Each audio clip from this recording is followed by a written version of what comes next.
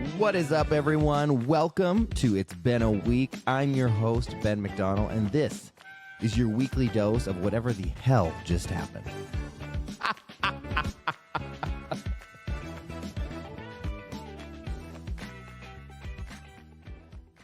Hello, everyone. Welcome back to It's Been a Week, and boy, do we have an episode for you today. So I want to start this episode on some positivity and some fun, because, we love to bitch on here, and there's some complaining and making fun of and, all the things. But a few weeks ago, I did an episode with Shane for the Christmas for Children. And one of my listeners, which I pretty sure I know who you are, wink, wink, they anonymously called Shane and they made a donation of $10,000 to the Christmas for Children. And look, I am in no way trying to take any credit for that. But what I am saying is if this podcast has done anything, we're almost going on a year. And if it's changed one thing, the fact that someone listened to this and donated $10,000 that is going to change Christmas for so many kids, that to me is just a huge, huge win. So like I said, I'm pretty sure I know who you are. Thank you so much. Thank you for donating to that. I think that is just I think that's fucking amazing. So they want to remain anonymous. So I'm not going to say who I even think it is, but and that's another thing. They listen to the podcast where I said, don't donate to charity just to try to get attention and get all this credit for it. They did it completely anonymous. So they don't even know that I know this, but huge shout out because that makes me so happy. Another fun thing that's happened to me this week, if you guys have been following me on social media, I have a possum living at my house and I have named him Jeff. So at night, we have these cats that live with barn cats, right? We have a few cats in the house, and then we have cats that live on our front porch. The reason we have so many fucking cats is I hate snakes. I have a huge fear of snakes. I hate snakes. So the more cats you have, the less snakes usually you have. So we have all these cats. They're great. And at night, I feed the cats on the front porch. Well, the other night, there's a fucking possum out there. And I'm going to feed the cats, and he's just sitting there. And I'm like, what the fuck? And then he's been there every morning. And then I'll be driving home at night and there's Jeff going up the driveway. And I'm like, what the fuck? So I took this video of Jeff and I put it on TikTok. It has gone at the time of this recording, there's 30,000 views. There's hundreds of comments. Everyone's freaking out over Jeff. So Jeff's the shit at this point. The best part about this whole story is after I posted this video of Jeff, our friend Kara, who watches our place when we travel sometimes, sends me a photo of her fucking holding Jeff. She said that the pony was stomping him when she was watching our place.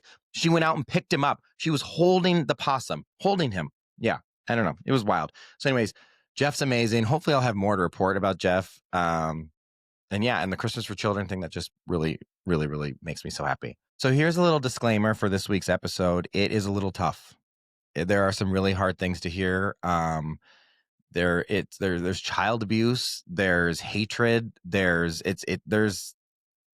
some really, really disturbing and just quite honestly disgusting things about a woman that lives in my town and how she treats her family. And she's been trying to run for political office and for school boards, and she's a terrible, terrible human. And like I said, this episode, it is a little hard to hear. And I guess I'm also going to give the disclaimer, if you know of anyone, if you know of any kids that are in any abusive situations, please speak up. Please call CPS. Please call 911. Call someone, because some of this treatment, no one deserves that. There is your warning. It is honestly, it's a great episode, but it's oof, yeah. So let's get into it.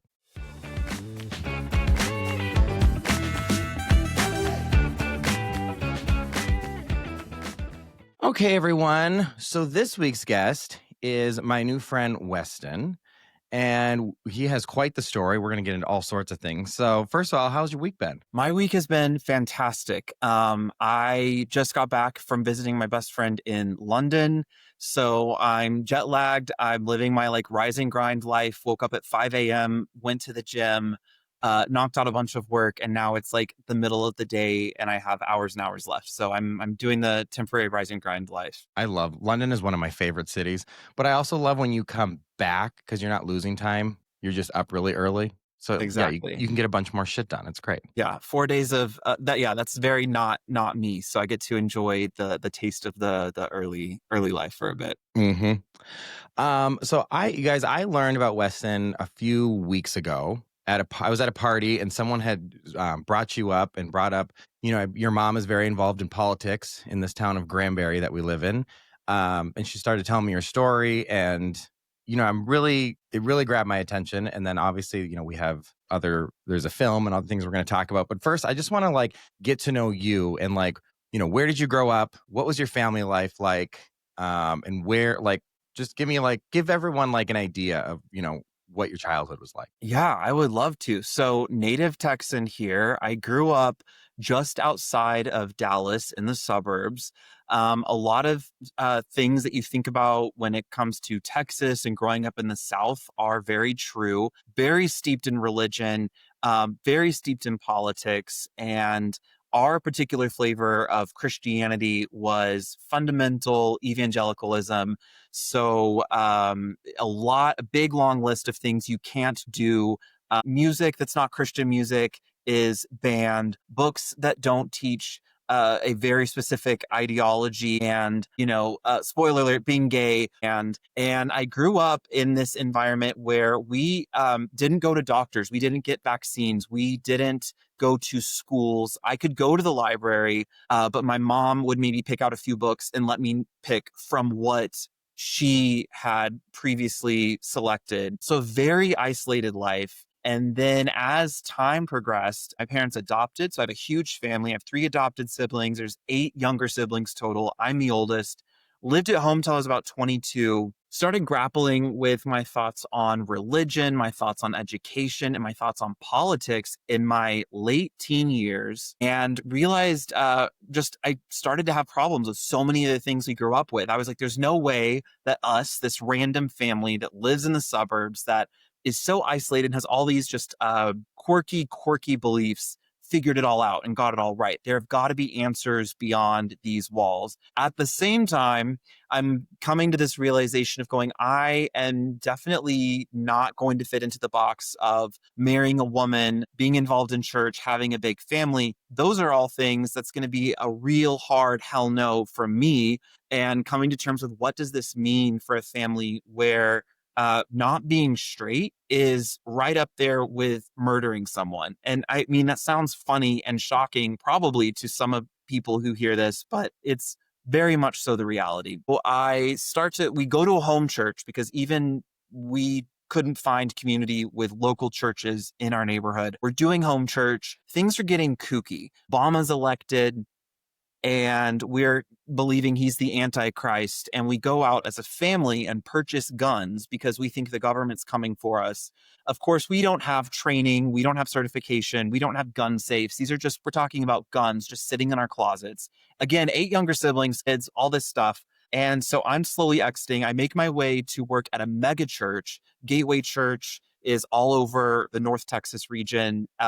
When I was there were about 30,000 active members. They significantly have had a falling off, and I guess you could say cancellation, rightfully justified, as their senior pastor was jailed and confessed to sexually assaulting a child when he was in his mid-20s, which is a very familiar tale for our religious clergy members. And at around 22, I came out to my parents. Lived on my own, was outed and fired from the church, came out to my family, was told, don't come back. We have to protect your siblings from you. We won't see you at the holidays. And I knew that was coming. I had expected it. So then I go from there. I lived and moved to California. So live in San Diego, and really begin rebuilding my life. Lots of therapy, lots of examination. And then through a crazy twist and turns, and Twitter, found out that my mom was trying to ban books, and not just any books, but specifically the biggest chunk of the book she was trying to have the school remove in their town were books that had queer representation. And so it had been just enough time, just enough healing had happened that I was ready to speak out and come back. So I ventured back to Texas, spoke out against it, and then that blew up into a story that ended up getting quite a bit of national coverage, and a documentary started following the tale of librarians in small towns. So I got to be in that documentary that just came out. like a month and a half ago to really incredible international acclaim, which is really exciting and encouraging.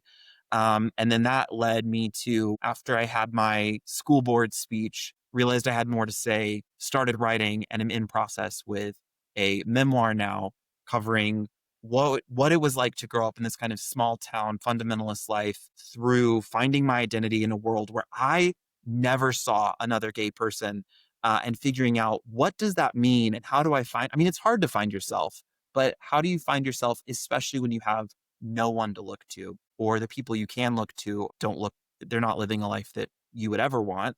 Um, so a lot of lows, unfortunately, then beginning to come into some highs. And now I'm on the other side of it. And there's so much between here and there. But that's me in a nutshell. Holy fuck. Okay. Yes. That I mean, wow, we have a lot to unpack here. So, first of all, I wanna say sorry you had to go through that, but at the same time, I'm not sorry because I think that all of that has made you probably the amazing person you are now, and I think without going through all that shit, you probably wouldn't have this, perspective and this bird's eye view, so I know that it sucked in the moment, and I've gone through like, when I was younger, my stepdad held a gun to my head when he found out I was gay, so, like, I get how crazy things can get. But I, even to that, I would not be who I am. So I I want to say sorry that you had to go through that, but I also think I hate that everything happens for a reason line, but I do think that there are certain things that shape you to be who you are. Now, that being said, holy shit. Like I okay, I'm gonna try to start. I should have been, I mean, I've got so many things I want to say. We'll try to backtrack this to kind of the beginning. I struggle with religion. I've done a whole episode on here. I brought a pastor on, he's a good friend of mine. And I'm all about, if you want to be religious, you go be religious. Like, you live that life if that's what you want. My issue comes is when other people try to push it onto you and they think that they're like this, this judge. So, like, for your parents, what makes them think they're so correct? What makes them think they're right in this? Yeah, that's the $1,000,000 question, isn't it? I mean, my family grew up in really small town. They're not particularly cultured. They can't say that they've traveled the world and read thousands of books, and yet they have these really deeply held opinions on how people exist in the world, what that can look like, what hobbies you can have, what music you can listen to, how you can dress, who you can love. And to me, it now reeks of arrogance. It's, who am I to tell someone else how to live? I joke about it too. I'm like, a lot of Christian relationships have these very specific roles that one part of the couple falls into.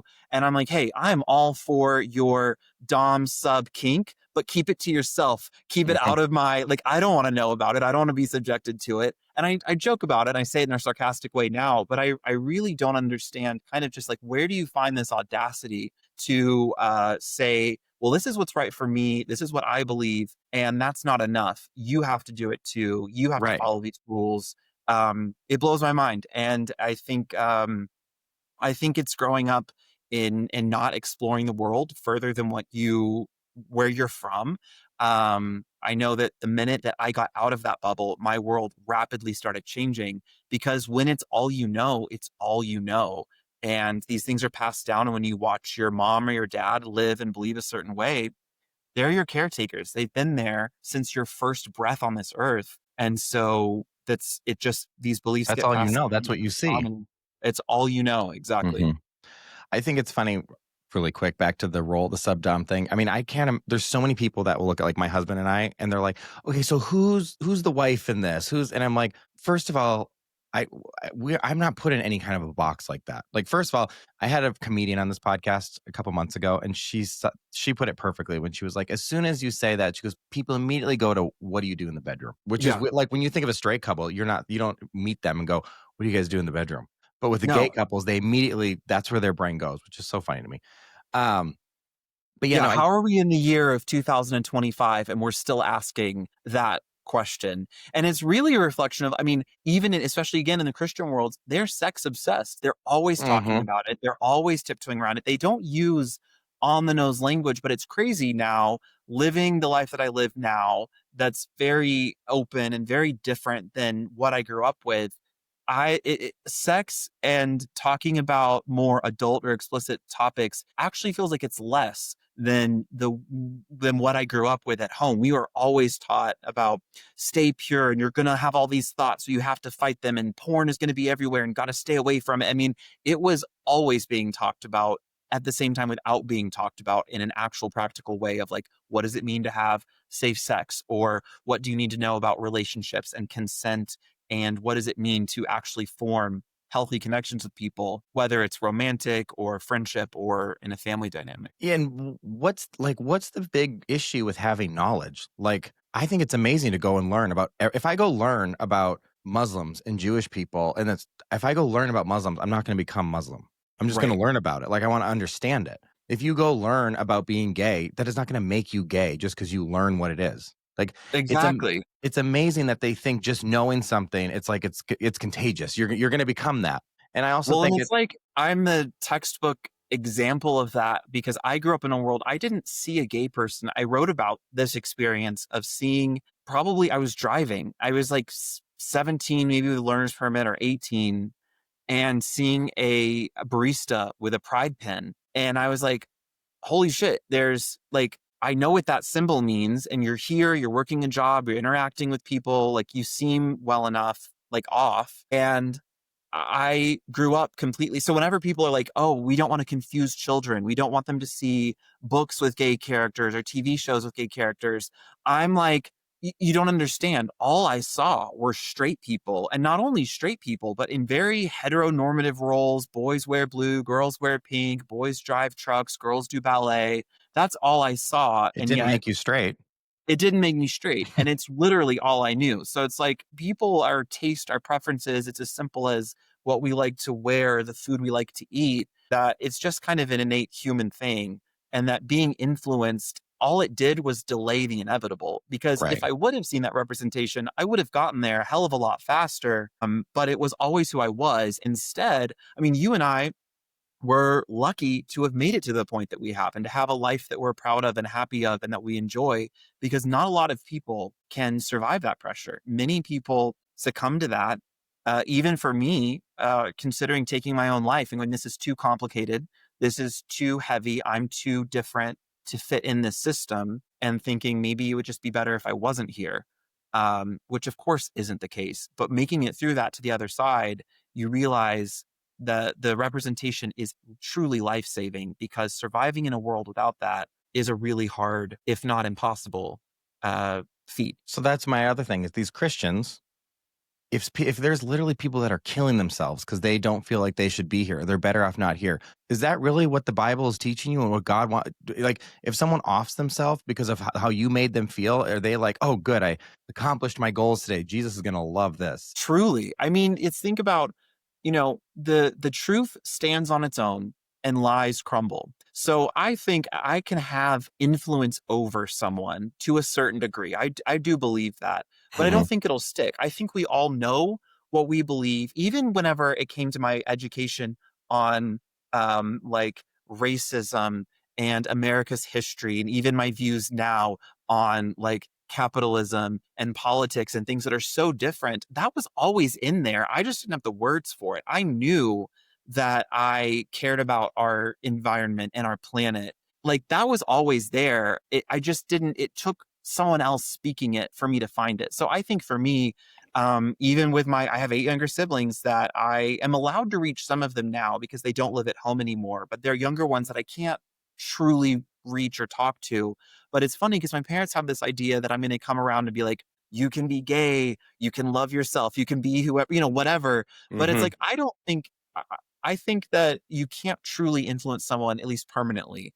That they're always going to pull back to the beliefs that they have. And the obsession in the Christian world with always trying to change someone's belief, I think is why they're so afraid, because they know they're always trying to change people and they think that everyone else is doing the same thing. And it's like, no, it's just you guys. It is just you who Yeah. are obsessed with changing everything else.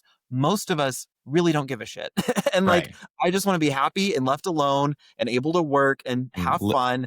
And like, I live don't your life. give a shit. Yeah, exactly. And I Exactly. agree with what you said. Like, I know that, I knew I was gay from a very young age. Like, I remember daycare being like, and I talked about this before too. I'm like, I didn't know how to conceptualize it, But I knew I'm like, I'm different. I'm not like this. And I'm the same thing. I love art. I have very fancy taste. I love to like be clean and pamper, whatever the stereotypical gay things are. Like, yes, I fit that mold. And did I know how to conceptualize that when I was little? No.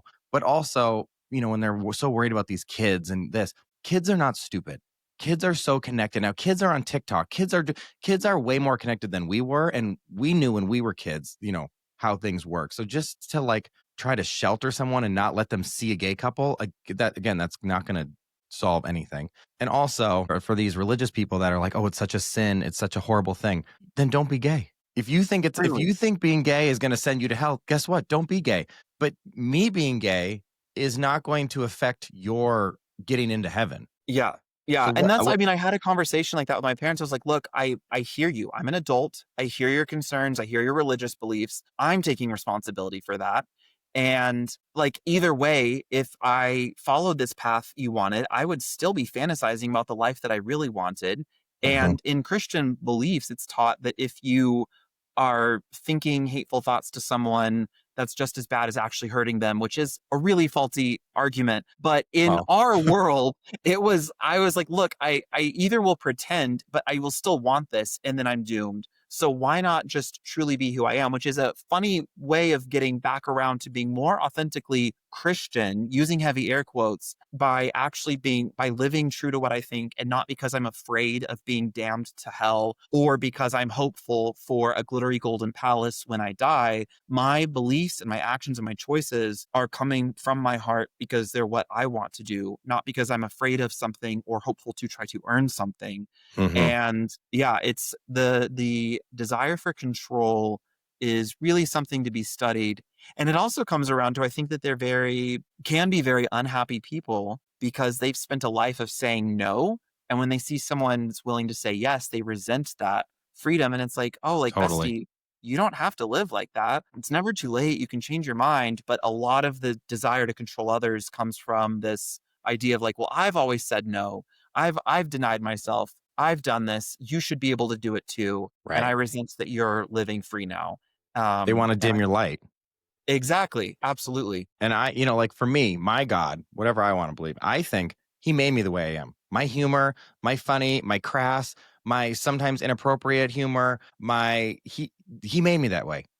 God sees me out there, dancing on tables with Real Housewives, he's like, "Fuck yeah, get it!" Like he's like, "Go live your life, go have fun. Life is short. We're meant to be here, have fun, and be a good fucking person." Look, I can go Yes. do all these things and be a good person. There's a difference between being a horrible serial killer, rapist, child molester. Of course that, but gay people are none of those things. Like we are just out here living our lives, having a great time, and that's what my God. I think he's like, yeah, you're killing it. Like, go have fun. Truly. Well, I mean, I come back to this, like, I think about, we get these narratives that are like the gay agenda or this panic about the very concept of I'm a not a drag Jehovah queen. Witness. I'm not here to recruit anyone. Exactly. It's like, I am not doing these things, but if we look at the data, if we want to look at something measurable, something that we can prove, overwhelmingly, it's straight white men who are committing the worst crimes. Mm. And there's a huge chunk of our religious leadership, pastors, priests, that commit crimes that the church covers up. And if you want to be outraged about something, I'm not saying shut down churches by any means, but there's no statistical data about drag queens or gay people. I'm not saying every gay person's perfect, but it's like, let's have a real conversation. If you want to talk about a real problem, let's look at this huge chunk of the religious population. And it's even worse because they claim to have such high, perfect values, and they are committing the worst crimes against children, against people that are subservient to them or in lower positions, abusing their power. But drag queens and gay people are not doing that. Again, not saying every gay person is perfect, but that is just it's just very much misdirected hate. And it's like, look, there are a lot of causes to put your name on and to care about, but this one, there's nothing here. You're just yelling into the void. It's not real. You are just simply causing division. You could mind your own business. Even me joining this podcast, telling my story, being part of the film, like what went down in my family was private family business. It didn't need to go public. but it had to happen as a response to, look, if you're going to take to my mom, if you're going to Hmm. take this ideology and try to force it on other people, I'm going to at least add my voice and say, I grew up in this. I lived it perfectly for the first 20 years of my life, 22 years of my life. I'm 31 now. I've been in it longer than I've been out of it. And I'm living proof to say, if you're interested, listen to what I have to add to this and make your own decision about how you want to actually, these conversations are about how do we protect kids. And it's like, all that's fine and well, but I lived this. And I can tell Hmm. you that did not give me my best shot.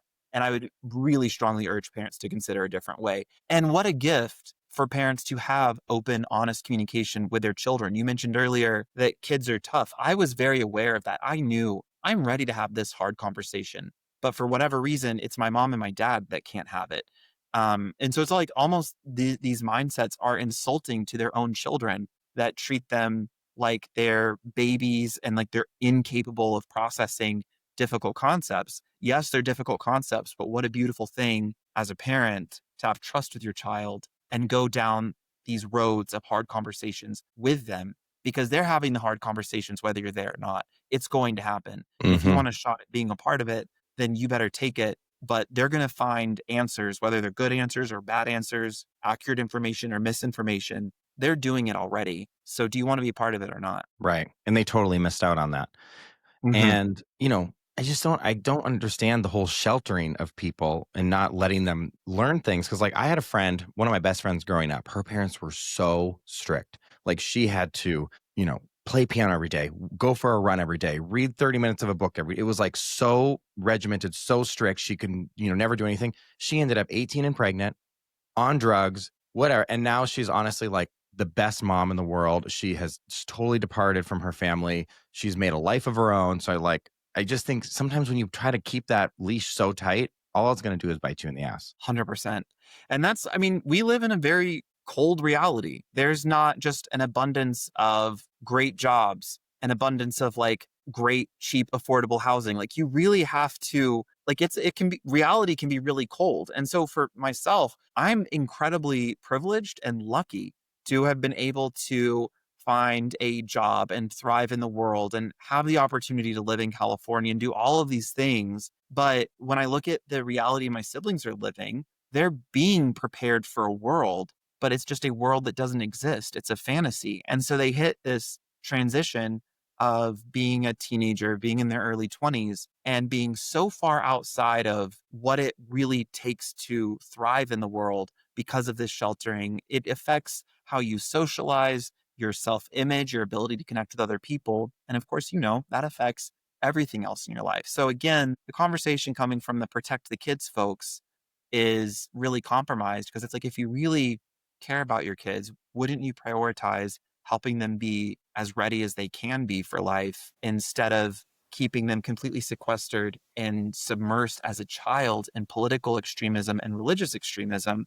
To me, I look back and I go, man, people like my parents talk about grooming, but I'm like, that's what happened to me. I was only given one set of political ideologies. I was only given one set of religious ideologies in my formative years when it really stuck in my mind and I was never given another perspective. And my God, stepping out into the world and realizing what it really is and how ill equipped I was made my survival very tough. And I'm lucky to have made it to the other side of it, but not everyone is.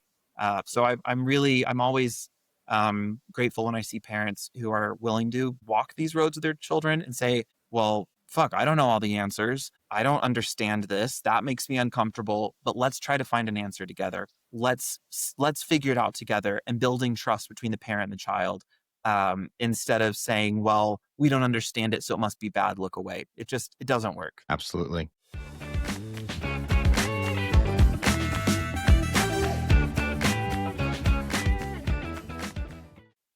I want to talk a little bit about your family. So, what is your current relationship with your siblings? So it's so hard. I try to keep that pretty quiet because I'm about 8 years older or 7 years older than the next one down. Okay. So he's in his early 20s, he's on his own, and we have really good conversations.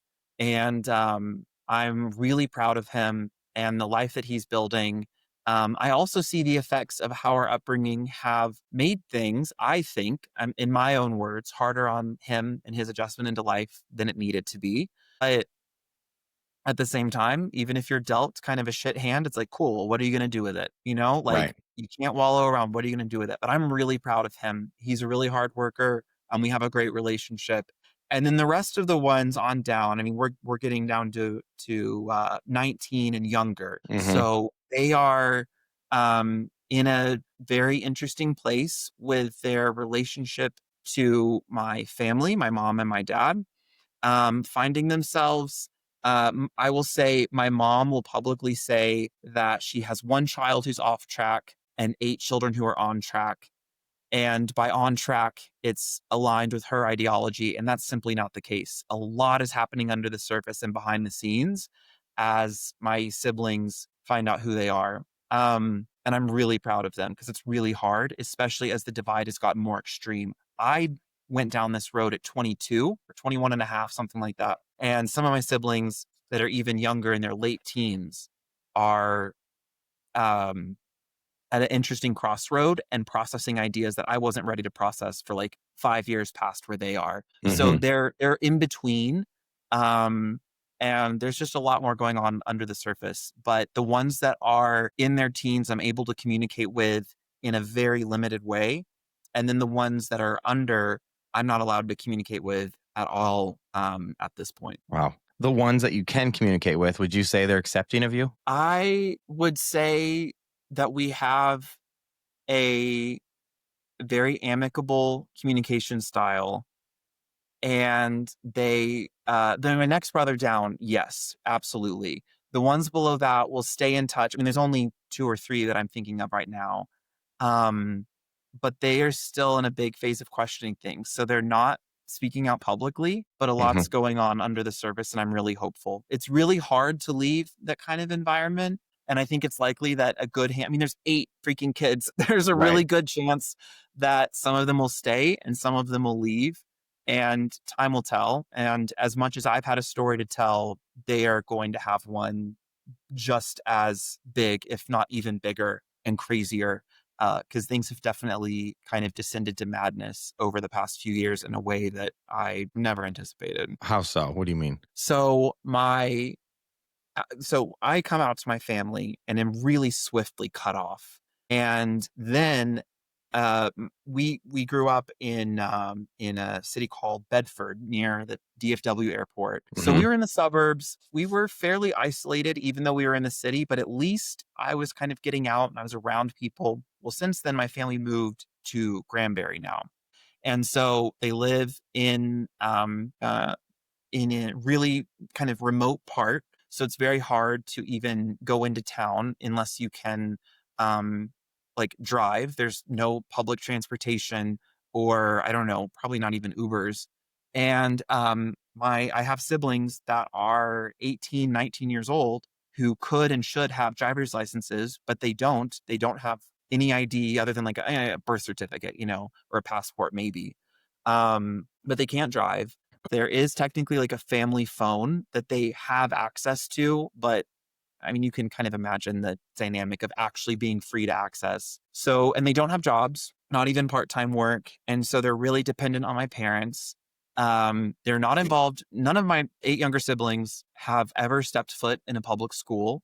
So they're fully homeschooled at my mom and dad's direction. And Texas has no laws requiring minimum thresholds to be met educationally.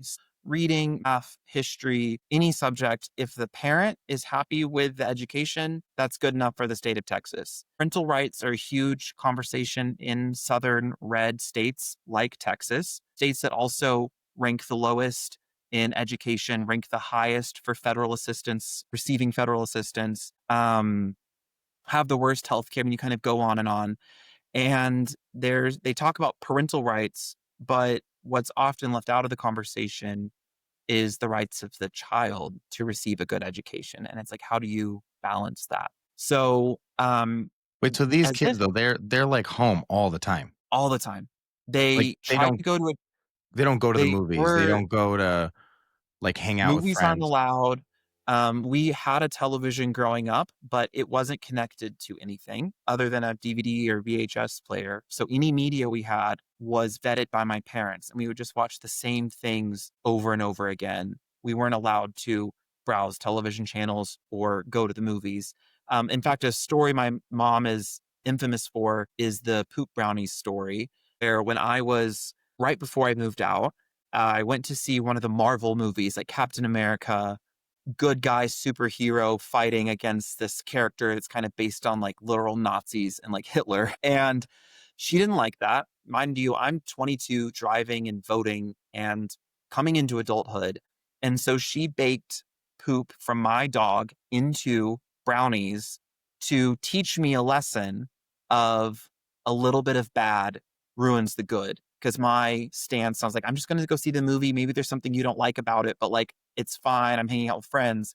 So she decided to have one of my younger siblings go pick up dog shit from the yard from my dog, bake it into brownies, and then make another dish without the poop to send me, a 22-year-old adult, the message of a little bit of bad ruins the good. And so I came back from the movie and anyway, and I came back and there's two dishes of brownies and I threw them away and there was a stack. I mean, like a ream of paper printed from Wikipedia about these actors and subliminal messaging and it's not from Wikipedia, by the way. It's just like it's that style of Right, information that right. from God knows where, not accurate about all the reasons why seeing this Marvel movie would create problems in my life by opening like a very superstitious, opening a supernatural portal. So anyway, that story is something That's sick that though. That's like a mental illness. I'm sorry. Like to feed someone dog shit is like that's first of all, that's like should be like CPS should be called. CPS has unfortunately been involved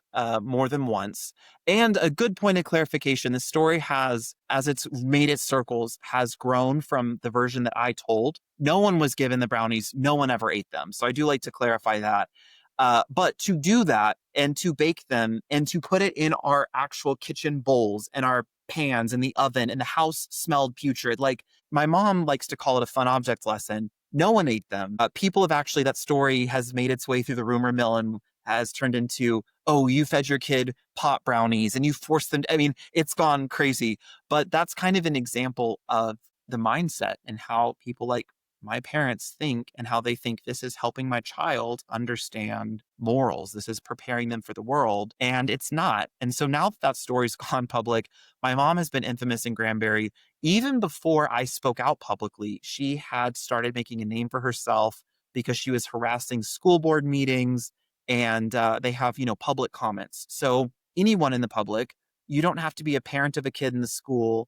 You don't have to have a vested interest. You don't even have to be a resident, you or a citizen or anything. You can just show up to this meeting, put your name on a list, and they have to give you 5 minutes of uninterrupted time just to yap. Mhm. And so my mom got this reputation of just harassing these school board meetings, not having any kids involved. And so, kind of we've gone on a winding trail here, but as far as how their life has gotten more extreme, my mom has continued to be involved. So then she went from that to trying to get on the school board and was flinging Thank around God she didn't win. and she didn't win. Lost. Spoiler alert, this happened, I mean, we just got the news a week ago Mhm. in these midterms. There were 3 seats on the school board that were available. There were 6 candidates. All 6 candidates are Republican, and that is demonstrated in their voting history. We're talking about established Republican Texans, 6 of them running for all 3 of the extreme candidates lost, and all 3 of the reasonable candidates won. Thank God. Thank God. It's also crazy. Because Your mom has no kids in the school. Why do you care what's happening at the school? exactly. So it just became this kind of, so now they're in the public spotlight. It's not just like you're a kooky lady who has kooky beliefs that you do in your home. It's you're trying to influence my children. And and this gives me so much hope, is even in a town like Granbury that's known for being conservative, that's known for being kind of traditionally Texas and everything that that embodies, the community in a huge way has said, no, these are not our values. She's only got, I think, even in her campaign, she only got maybe one endorsement, and it was from a very fringe, unimportant candidate. No one, even within her party, has endorsed her or worked with her. as far as I know. I mean, I might be missing Right. something, but in large strokes, even the Republican Party in a town that in the 2020 election, I think over 80% voted for Trump, It's a very even red, within yeah, it's a very red town. have do not offer their support. So now, all the way back to that question, my siblings have been in the public spotlight. My mom's interest in politics has skyrocketed. She brings them everywhere with her. She posts up whenever there's voting and has the kids there. She brings them to these school board meetings. She makes them hold an iPhone and record her speaking. And if Oh, yeah, anyone's ever she seen really any, loves to do this. I saw in the yeah, documentary. that Yes. is her go-to move. Something about that. But now my siblings are subjected to all of this, and they're very isolated. They're not getting into town. They're not going to school. My parents are going to a church, but then that went south, and so they're not even going to a church. They're doing a home church. So it's isolation in But a these really kids big are, like, in their way. teens, and they're like, they don't have TikTok, they're not on social media, they don't have friends, they're not going to the movies, they're not going to the mall, they're not playing sports, they're just like, so what do they do all day at home? I mean, they do a lot of chores for my mom. She sees that as character building, so they spend a lot of their time doing the laundry and cleaning and making meals. Um, I think, yeah, I mean, that's it. And then doing their homeschool curriculum, which is something my mom just makes up. There's no, or at least when I was at home, maybe things are different now, but there was no testing, no assurance. I was high school age, and my mom would say, "Oh, go write about this topic." And so I'd get my laptop, and I'd write like a one-page report and turn it in. She'd kind of scan it and be like, "Okay, this is good." And now, like, let's go do the laundry now. And I mean, that's high schooler, not receiving, critical analysis of the work or, Sounds more like all slavery. yeah, people have said that. It's like she has And kids to have them work for and do shit for her, and this sounds like you see Netflix documentaries about this shit when, like, kids are, like, they get locked and chained to their bed at night. yeah, I mean, to my knowledge, they're not at that extreme, but whenever I lived at home, I witnessed a lot of firsthand physical abuse. And I don't believe that to be ongoing. And I have communication with some of the siblings that's um, kind of under the radar to keep tabs on things. So it's very tense. It's very difficult because they're in it and it's the only world they know. And breaking out of it's really hard, and you have to walk away from a lot. As far as I know, none of that's ongoing at this point. But when I lived in the home, physical abuse and withholding of food and all of these things to teach a lesson or to build character were very prevalent and very common. I mean, it's I I don't even know what to say, like, that's crazy. Yeah. Do I you mean, have and it's getting worse as time goes on, which is kind of a scary reality because sometimes you think, like, I don't know. I know like friends who grew up with strict parents. And as the parents get older, they kinda mellow out, and, like, it's the joke of, like, the firstborn, the oldest sibling is like, gosh, the younger sibling, like, gets to do whatever they want, and I had to, like, wake up at 6 AM and do all these things, and the parents have chilled out. Unfortunately, my parents have just gotten more sucked into it, and the political extremism, and the anger, even though we all know their guy won, their political party has control of the White House, the House, the Senate. They have unilateral control, and yet they're still mad about things that are going on, and they're still spewing really hateful, ignorant takes. And it's like, you guys won. What are you mad about? But it's still, I do it's a wanna say we very, had one big win this week with the Supreme Court not even going to consider reversing gay marriage, so fuck you, yes. Kim Davis. I know. I was in London when that news came out, and I was like, "Yay, we can still get gay married." I mean, yeah, I mean, that's where we're at. Hopefully, that's the freaking last nail in the coffin on that conversation. It's Like, crazy my that we're continuing to talk about this in 2025. It's like, just let it go. let it go. So tired, Fuck. so worn out. So do you have any communication with your parents now? So, with my mom, I had to reach a total block because our conversations would just go in circles. And we would start on one topic and then it would morph into this and morph into, and it was just impossible to get there. So I trust that she has all the tools she needs if she wants to change her mind or if she's interested in evaluating things, that she has everything. She is a smart lady. Like, I definitely like, she's a very capable person. Unfortunately, the way she's living her life now is kind of scary and concerning, but she has the tools she needs to get out of it. I will keep some conversation going with my dad, but very limited, because even though he's not leading the charge on some of these harmful things, he goes along with it and doesn't try to stop it. So it's very, very limited with them. Recently, I had a conversation with them, and my mom was like, your book is full of inaccuracies. Because I had released just the manuscript of the book and was blown away by, even in its raw, like unedited form, it like went around the globe. 4,000 people downloaded it. It got really cool feedback. Just in its like sort of like beta form, like pre-polished. And she was like, it said I had high blood pressure and I had low blood pressure. And I said, you know what? You're right. I did get that detail wrong. But if we want to talk about inaccuracies, what about the physical abuse? We can't have a meaningful relationship unless you can acknowledge this. And I'm not asking you to grovel at my feet, but acknowledge that what happened was wrong and, whatever. And she denied it. And it turned into her saying, leave, don't come back. And, kind of going, okay, I mean, I wonder what so she'll think. I'm sure she'll hear this podcast. It's interesting because I have like a Facebook page and I am out there, and even today I got a notification that she was under one of the posts from weeks ago and she just commented Weston lies repeatedly or something like that. So she's definitely watching. But it's interesting. I think, and this is a huge credit to therapy. I'm just like, okay, whatever. Like I Mhm. said earlier, the truth stands, lies crumble. If you don't like what I have to say, fine.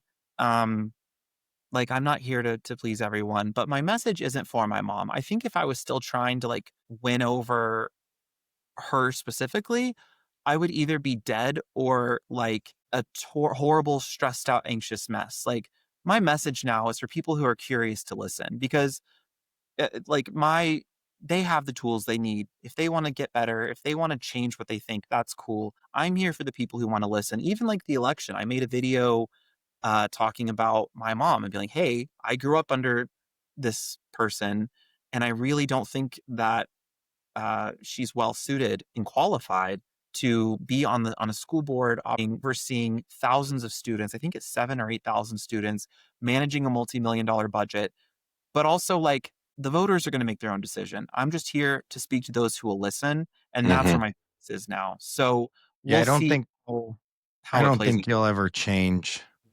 I mean, people are who they are, you know what I mean? It's like that what's that scene in Bridesmaids? When like, "I think people change." And they're like, "No, I think the kind of Yeah, people they are who they are." "No, I think people, you can change." Like, but I think you are," And I do think it takes something major in life for someone to change, because when you get to a certain age, your personality, your brain develops, and like you are who you are. So for someone totally. like your mom, I think she could listen to this. I think she could watch you. She could read your book, whatever. I don't think anything you say to her at this point, she's not going to change unless something really dramatic in her life, as she has some eye-opening experience. But yeah, this kind of stuff, I don't think there's any changing. Exactly, and that's why I'm like, if I was fixated on that, I think it'd be really hard. It's like, look, it's a free world. If she wants to write a book or rant all over Facebook or, like, whatever it is, that's her prerogative at this point. But my message is, I'm siding with the librarians, and I'm siding with the educators, and I'm siding with representation, and I'm siding with diversity, and, I hope that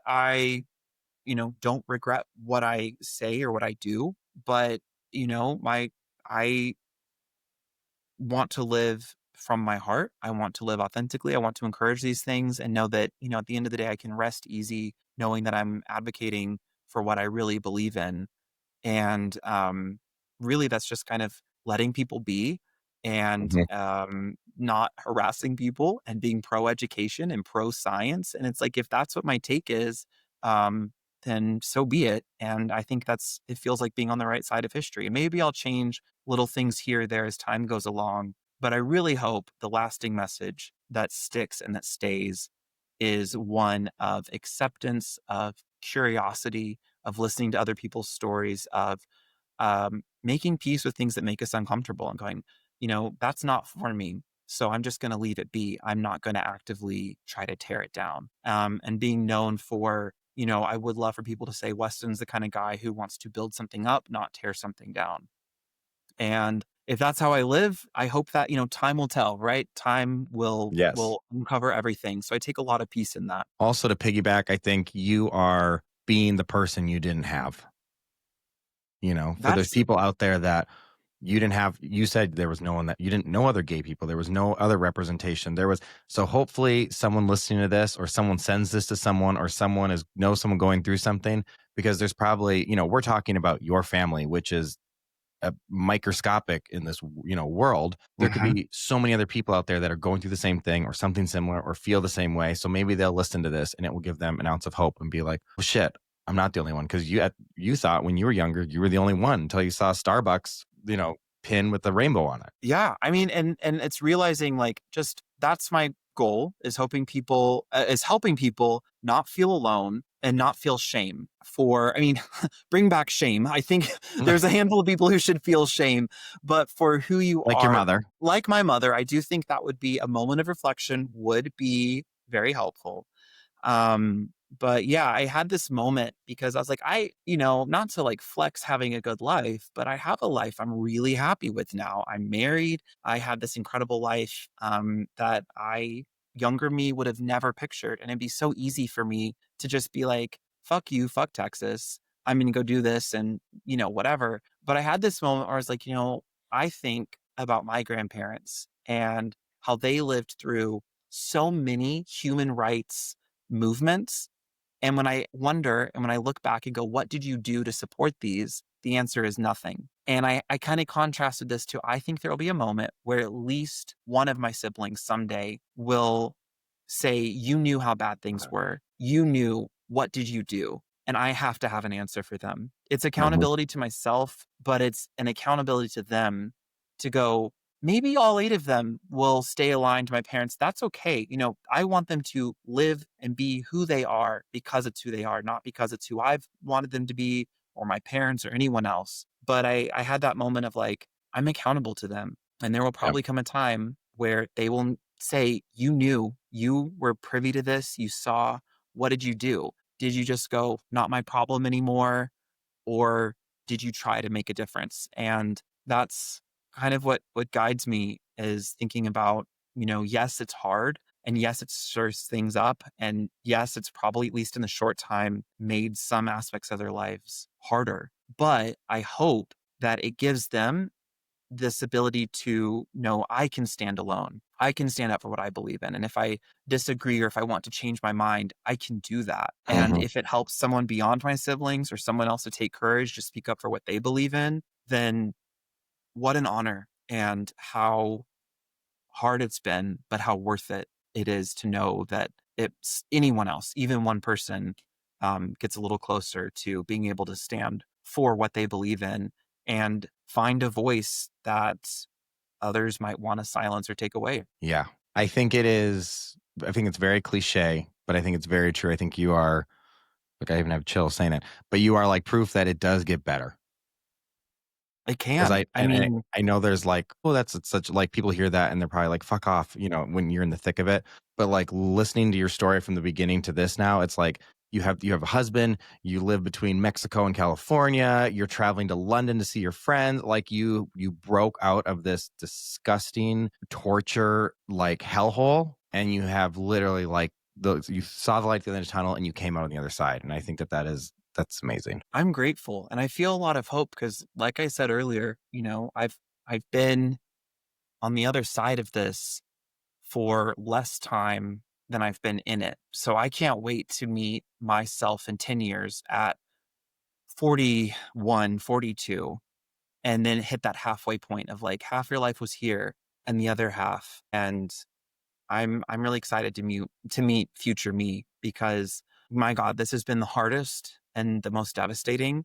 But I've had good people, a really good therapist, a stroke of luck, and definitely privilege that has all played together to go, it can get better. And there's a lot of people that, the reality is it doesn't get better. There's a lot of people who have fought before me and they didn't get to see the result of, marriage equality being upheld Mhm. and the dignity and the sort of way that I get to exist in the world. Even I had a big, not a big, but like a public coming out moment. And the generation just below me doesn't really have to do that. You just get to be who you are. You're not Right. pressured to do that. And knowing that I'm kind of on the shoulders of people who have said, we're going to stand up for decency and kindness and compassion. I mean, hell yeah, of course I'm going to do that. And Mhm. then to find the fulfillment on the other side is really rewarding.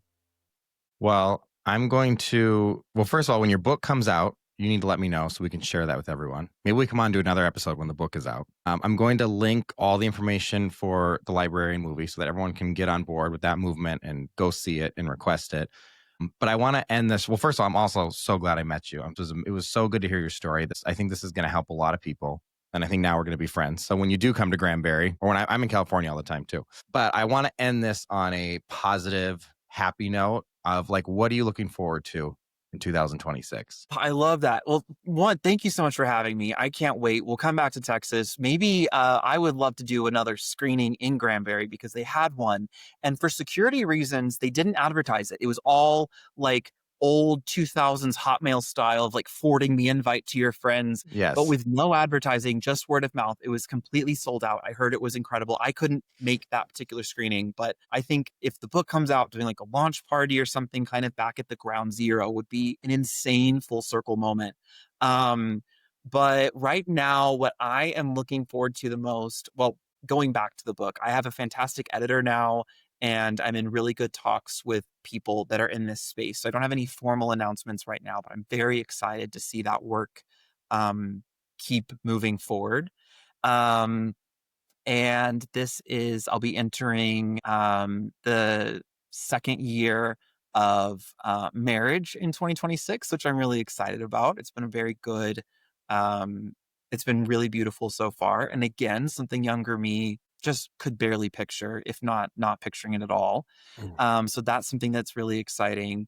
And what else? I don't know. I'm just, having being on the other side of all this, I have such a deep appreciation for like the mundane now. Waking up in the morning, making a coffee, working a little bit, going to the gym, riding my bike. Like the ordinary on the other side of this is sometimes like the most fulfilling of all. So I think, yeah, second year of marriage, book, and just really appreciating life on the other side of all this mess. Living And life. living life. And then Yeah. hoping too that, my siblings are in their early 20s. I'm really hopeful for them.